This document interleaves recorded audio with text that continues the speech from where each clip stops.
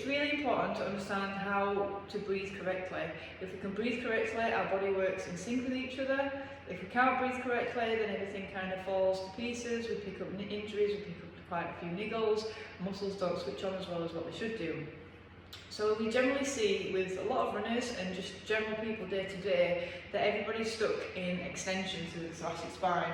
So from here, they're in this arched position, the shoulders are back, they're trying to keep straight, but by keeping straight, they're pulling the shoulder blades back, which then doesn't allow them to expand through the rib cage at the back and open up and utilise as much oxygen space as possible. So what we need to do is we need to make sure that our rib cage is relaxed. So by this, what I mean is if you stand up nice and straight and then you just let your rib cage just drop down ever so slightly, so we're not slouching, we're just letting that rib cage just drop ever so slightly. This then will allow us to open up at the front, open up at the side and open up at the back.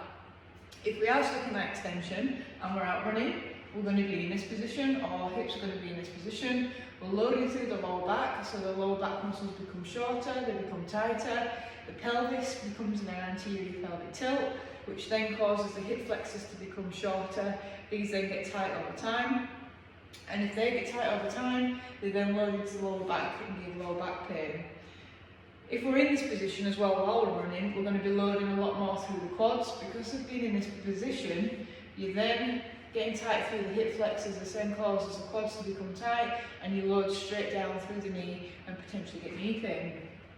What we need to do is to get that pelvis in a more neutral position. This will then allow us to get our hamstrings switching on a little bit more, because if our pelvic tilt is anterior, then what we do is we lengthen through the hamstrings. This doesn't then give any or little support through the knee, so again we can pick up some niggles into the knee, but also we don't get to utilise the hamstrings as well as what we should. And hamstrings are really important when we're out running. It allows us to get a kick at the back, which then helps us to propel forwards.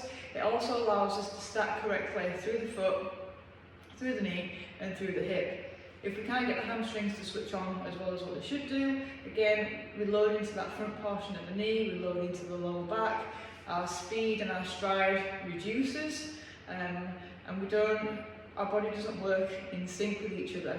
So by allowing us to drop our rib cage, we can expand throughout the full kind of cylindrical dome shape, and then what we can do is we can get our diaphragm working properly, we get our pelvic floor working properly, and we need our diaphragm and pelvic floor working together to allow us to connect the upper half and the bottom half. Once we can do this, the body is then performing at its maximum capacity.